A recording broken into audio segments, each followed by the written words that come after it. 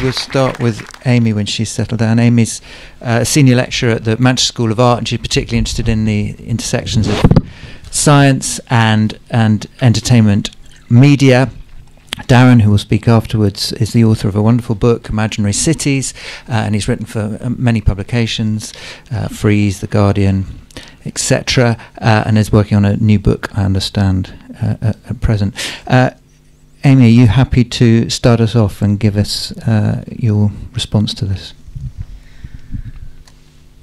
I'm interested in the way that it engages with both fiction and non-fiction. So I think the fact that it's based upon a comic strip is really interesting in terms of thinking about the way that Spilhaus thought through these ideas of the future. So for me, as someone who's interested in that intersection between imagined science, real science, future science, and fiction, the fact that this scientist was using a creative form in a comic book style strip in order to explore these ideas of the future is really interesting. And the film in particular, the way that it merges together imagery from the imagined futures of the comic book alongside models, alongside different sort of forms in terms of thinking about how we imagine the future and how we create a narrative around imagination of the future. Good. Thanks. Darran, do you want to respond? I was really intrigued by how forward-thinking his ideas were, and at the same time, I guess it's the retrofuturism that the director talked about, how they're kind of embalmed in the time. So they're kind of like nothing dates faster than the future. So that these things then become their own kind of form of nostalgia. But on a wider issue, I think that the architects and designers, they build in 3 dimensions, but we often forget the 4th dimension, time, which is of unbelievable importance. And time has this capacity. I mean, we cast judgment on buildings and ideas from a very static point in history, but buildings and cities have lifespans that aren't human lifespans, and they will continue. Time will continue and render exceptional buildings redundant, and at the same time, redundant buildings and ideas will suddenly be revitalized and come back. I mean, it made me think of, there was a wave a few years ago. There was this wave of articles about empty ghost Chinese cities, and everyone was getting all these photographs were going viral of these empty Chinese cities, and I said to a few editors recently, could I go back and check what's happened to those cities, because I've talked to people who live there, and those cities are now thriving. And no one wants to know, everyone just wants the failures. Everyone wants the ghost towns. They don't want to know that actually the Chinese government had this long-term plan, and they must have been bemused when Western photographers and journalists came there and started calling them ghost towns, what essentially was a building site. So we have to factor in the kind of time aspect. I mean, we're in a building, or next to a building that is brutalist, and brutalism 20 years ago was absolutely despised and redundant and seen as this failed experiment, and now it's the aspirational classes are trying to get into Trellick Tower, which was once this Ballardian hellscape. So things come around and things change. Nothing really stays static. So the aspect of time really had an impact on me watching that. Can I ask you, first of all, whether you think that Chad's opening claim that it's become much more resonant, this experimental city recently, is correct? Is he onto something there? In what ways did it resonate today? I think the narratives about waste and our ideas of how we deal with those in particular are quite resonant.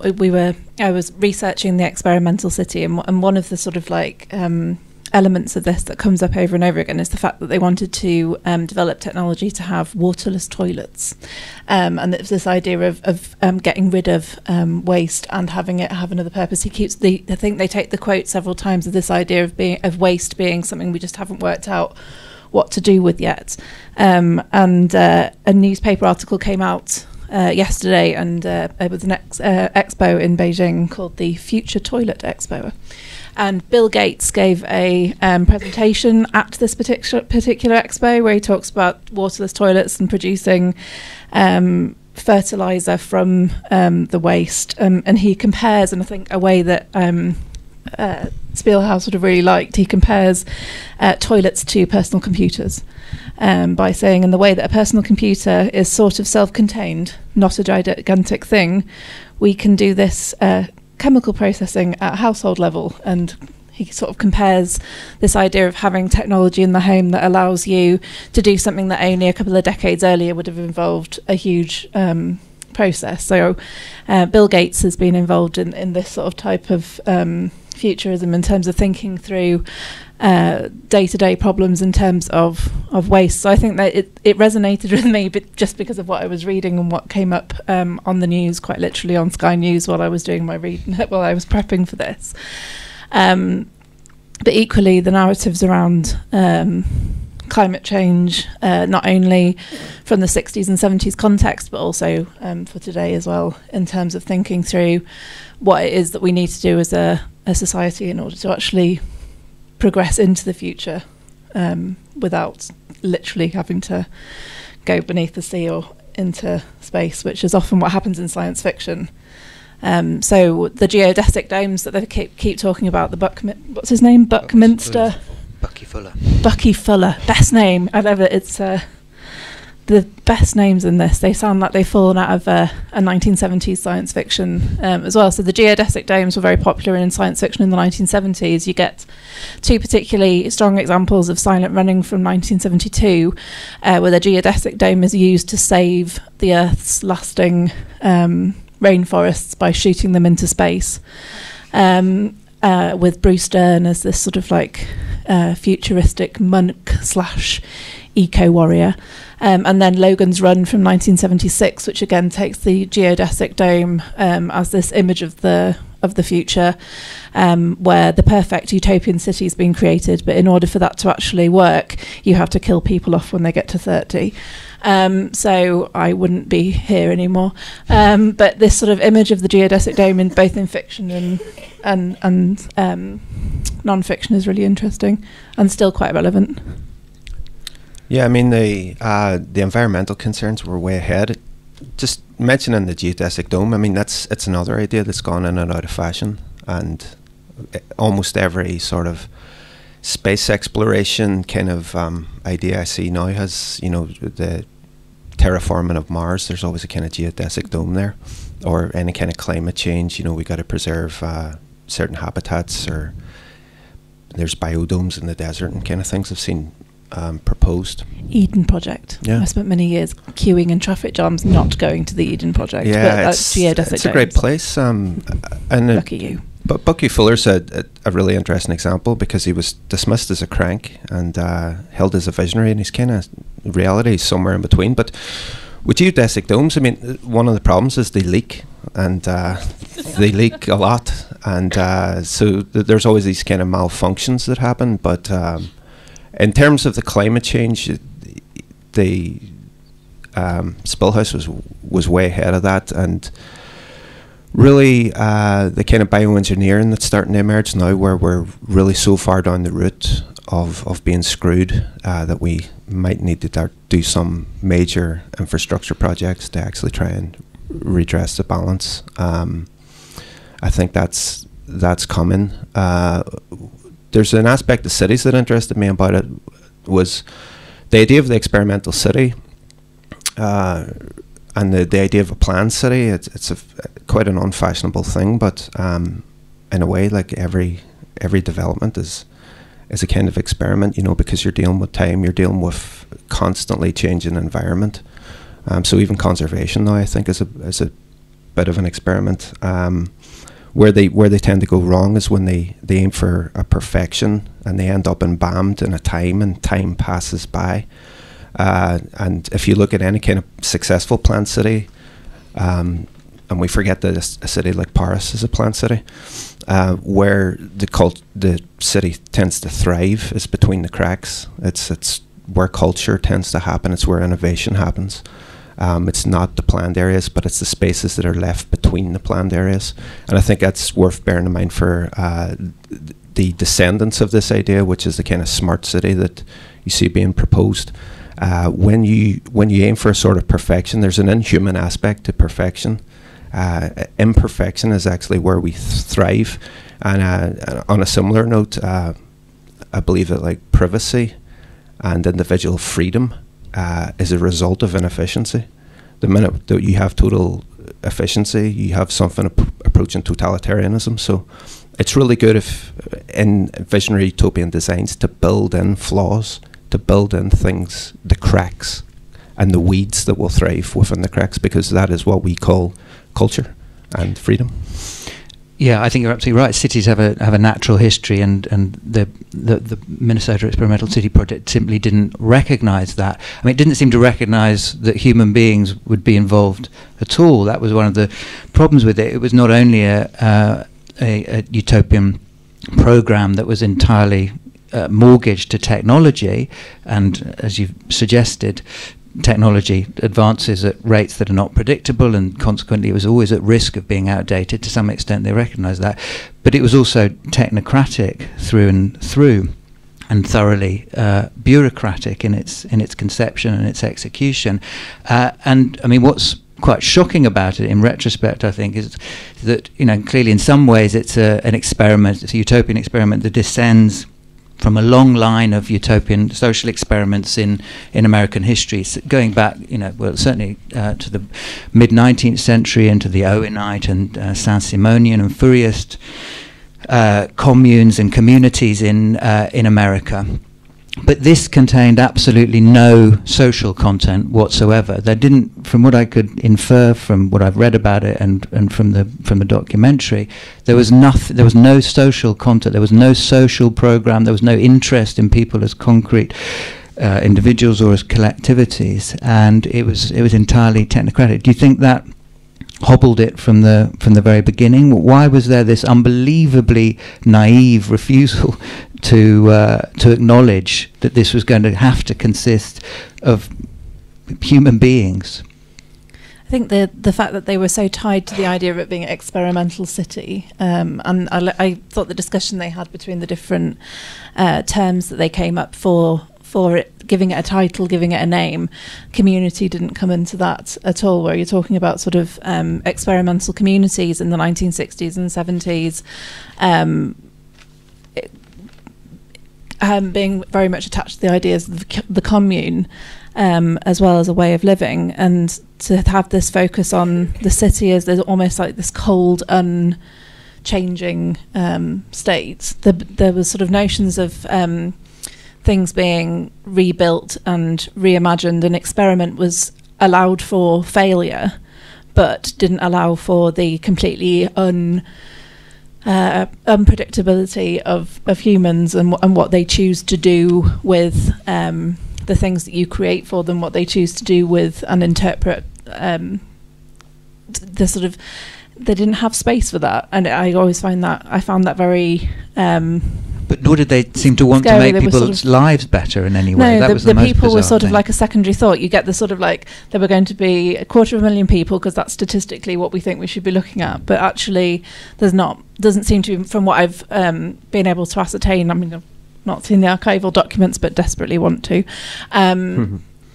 Thinking about how they were constructing that city, whether they had thoughts about the racial, gendered, class makeup of the people that they were going to be bringing in. Did they have an ideal set of people that they wanted to bring in? Did they have thoughts about how that community and society was going to be built, or was it just going to be a random selection of in again a very like science fiction fashion of sort of like a certain percentage of the population being promoted to that particular city? It's sort of interesting that separation between the city and the people that live in it was so much part of that particular project, because you compare it to other projects around about the similar time.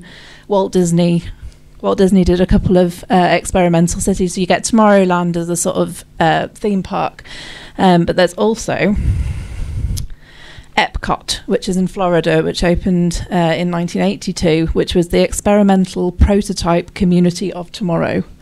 And you get this sort of, the community was much more central to the sort of Disney idea of the experimental city, which wasn't in this particular project. Yeah, I mean, what they're failing to take into account is that they're experimenting with people's lives and people's desires and loves and hopes and dreams, and that's part of the mix. But there was another sense, though, the opposite sense I found was what the amount of federal assistance and the amount that the state was involved was kind of almost nostalgic, because when you see a utopian city proposed now, it's generally a kind of libertarian escape pod from the things that states and corporations have done to the world. You tend to get these sort of like, I seen one that Samsung did, the underwater city, and I seen a cryptocurrency billionaire who's proposing one in Nevada, I think.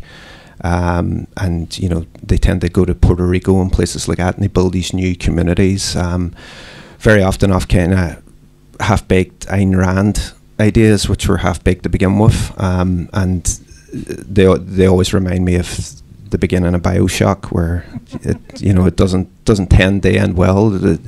You go and read about Fordlandia and what Ford was doing, and in terms of going off to the jungle and building this new society. There's something where we're not held back by rules and laws and morality and regulations. Well, thousands of years of civilization have put those things in place for a reason, because without them, things tend to break down into tyranny or anarchy. And these libertarians, tech bros mainly, people like me, they have to learn these lessons anew, because they don't school themselves in history. These things have been tried a million times. There is no tabula rasa. You cannot wipe the slate clean and begin over again. People come with histories. We all come with inbuilt flaws and mechanisms, and we should remember that when we're building our smart cities, that when you build structures and the algorithms and everything, you're building in the flaws and the prejudices and the biases, and these things will play out in all sorts of ways that we need to evolve and respond with. There will be no perfection. Time will keep making everything redundant. We need to keep up with the consequences of our own actions, which we're increasingly seeing now with climate change. Thanks, Darran. Right, I think we should open it out to the floor now. If anyone's got a question, there's a mic roving, so there's a question over there, or an intervention. We'll see. I sort of thought in the political climate that they sort of took Spilhaus, and I think originally at the start of the film he wanted to do something about the use of plastic and paper, and they sort of stuck him by an oil spill, gave him a government job, and the politician who supported him, Hubert Humphrey, I read that Hunter S. Thompson book about the 72 election, and he did a lot of like kettling and a lot of escalating Vietnam, and I think like halfway through the film I thought Spilhaus had got really carried away, and then I kind of thought he probably came to them with some good ideas. They sort of led him down the garden path, and he went mad. You know what I mean? That was my reading of it. I don't know if that was a question. It was just... I think it very often these ideas can be... when I see them now, it really fits with that interpretation, but when I see any proposal now coming, there are two things I ask. Is it some kind of PR exercise by some government agency, that wants to look as if they're embracing green concepts, for example, or smart cities or that kind of technology? And the other one, and the main one, is it a sales pitch? The utopian cities idea tends to come along. You tend to scroll down and you see at the bottom, this is Toyota, or it's just a sales pitch. There is no actual real intention to build any of this stuff. And again, that's why I felt a sense of nostalgia, and looking at the footage of the World's Fairs and things, and the people were actually going to go through and build these things, because now you just get these pitches that are entirely ephemeral and are basically there to sell whatever consumer products they believe they're just about to launch or they believe will happen in the near future. certainly they're not selling solutions of any meaningful kind. I think there's definitely some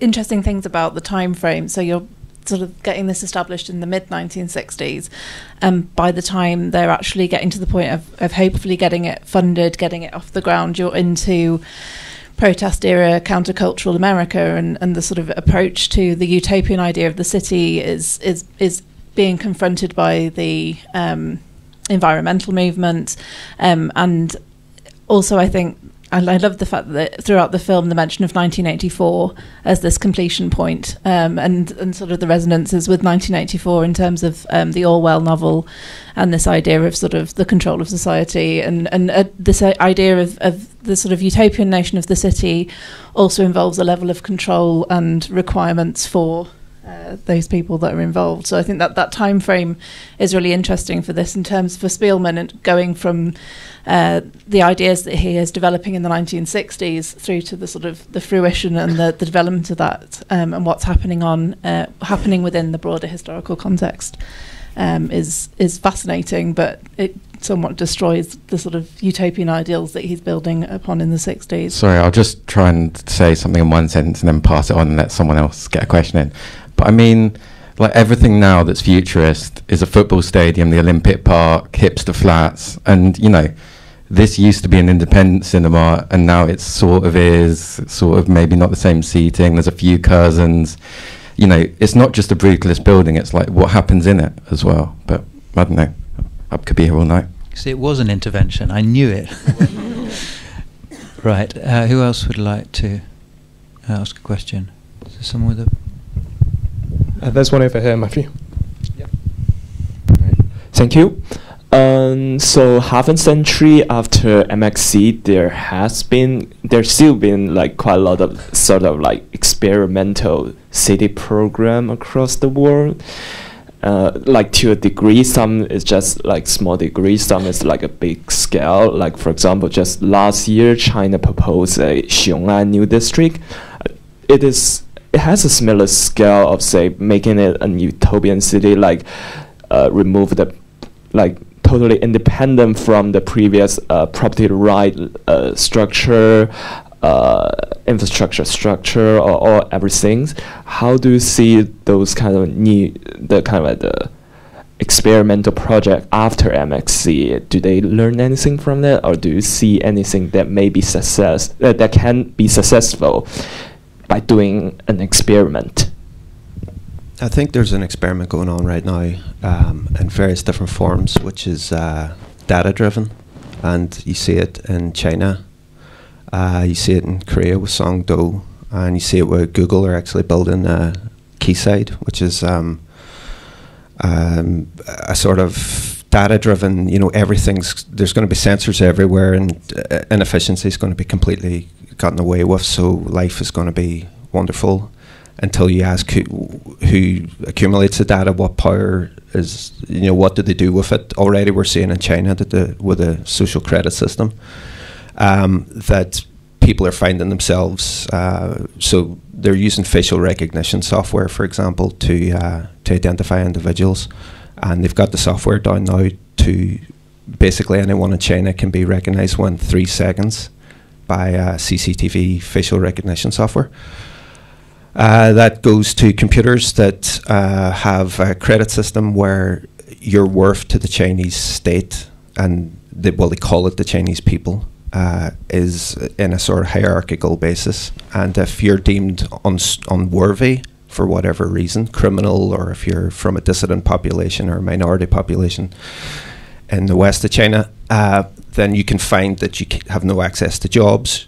Your access to accommodation, education is restricted. Your access to travel is restricted. So we're already seeing these technologies having negative consequences. So whenever you hear, you know, these great smart cities coming that are going to take away inefficiencies, which is very true. We've seen in the film there's a real problem with waste, and there's a real problem with you know, resources being misused and terrible pollution and all that kind of stuff, which smart cities do help with. Smart cities do help disabled people. They have all sorts of wonderful benefits. but you have to ask, where does the power lie? Who has the information, who has access, and what will they do with them? Because ultimately those people are human, and humans have their foibles and their desire to dominate other humans. And that's unfolding in these new utopian places. So every utopia is a dystopia, and every dystopia is a utopia. It depends who you are and where you are. And yeah. There's a distinction as well between the smart city and the smart home, the sort of scale of these, where there is perhaps more opportunity for success when it's on an individual or smaller scale, but actually being able to take the ideas and the technology that's required to create a self-sustaining, waste-free, carbon-neutral home and actually placing that within a broader city context is more difficult. And then there's an entire wealth element that makes it much more complicated as to who can afford to be carbon neutral, who can afford to be have access to and gain access to that type of technology.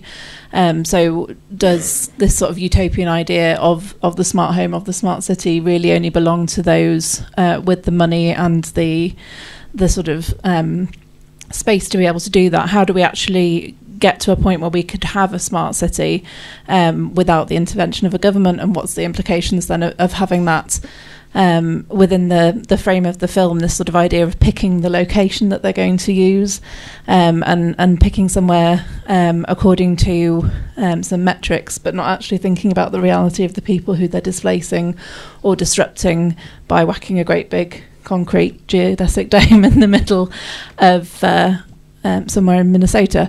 So the scaling of this, according to whether you're being able to do it at a macro or micro level, is sort of quite interesting in terms of class, in terms of wealth, in terms of who gets access to this. We've probably got time for one more brief question.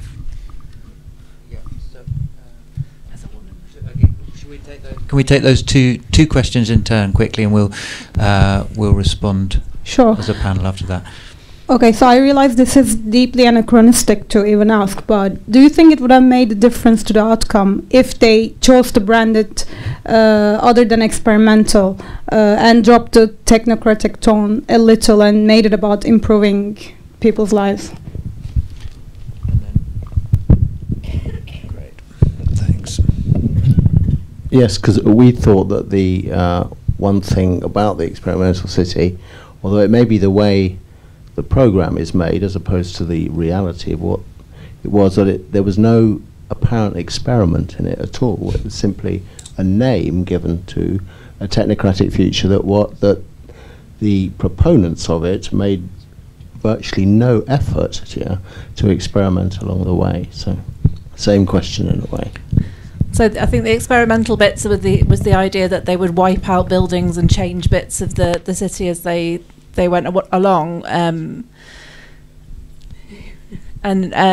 so I think experimentation was with the physical city itself rather than experimenting with the social aspects of that. And I do think, I mean, I would be interested to have been able to listen to more of those tapes, because obviously they have civil rights people on the board involved with the MXC. So I'd be interested to actually look from a women's history perspective. I'd like to have known more about what kind of discussions were taking place in that room. There were women on that board, there were people of colour on that board. What kind of social discussions were taking place in that boardroom?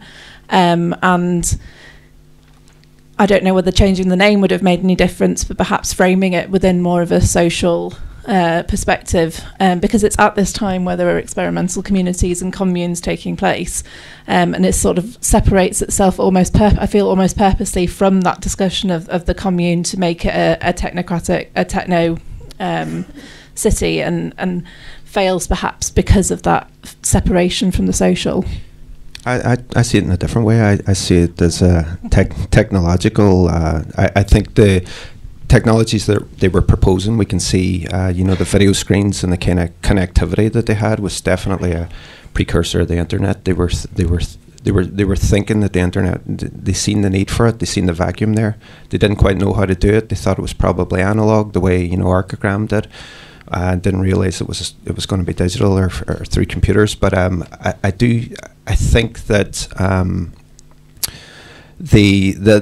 the grassroots movement, I think that could possibly, the opposition to it, while it's important, I think that probably is overstated. I think the political machinations, as someone who's been involved in grassroots politics for 20 years, I have a feeling that the sort of Jane Jacobs, David and Goliath story is somewhat overstated. We love to believe it, but I think it came down to Richard Nixon being elected and him unwinding a lot of the, what conservatives seen as the excesses of Kennedy's 1960s, and we like to tell ourselves, and I see myself as a progressive, but that we fought and we got all these rights and progress as the result of fights. But I'm increasingly learning that it's the result of political Machiavellian stuff at the top, and you have to get your hands on the levers to really affect change. We tell ourselves lovely stories, but they're bedtime stories, I think, a lot of the time, and they're utopian stories.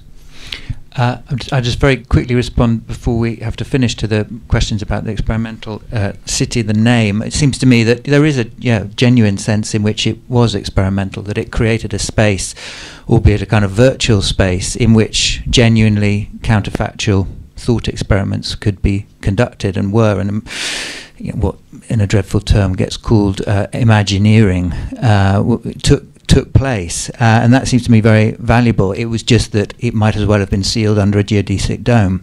It was entirely cut off from the world it inhabited. But I'm afraid we should finish there because we've got to clear out before the next screening. There might be opportunities to interrogate Amy and Darran afterwards, and to challenge Darran's political cynicism, which I can't help feeling crushed by at the end there. But thank you very much indeed to Amy Chambers and to Darran Anderson and to Urban Lab and Bertha DocHouse for putting this on. The next Urban Lab, I mean, in a sense, Experimental City is nothing but a big urban laboratory. It's just a very, very expensive one. The next Urban Lab screening will be in the spring, but sign up. There's a newsletter you can sign up to. Go to the website and you'll find the information there. Thank you all very much for coming.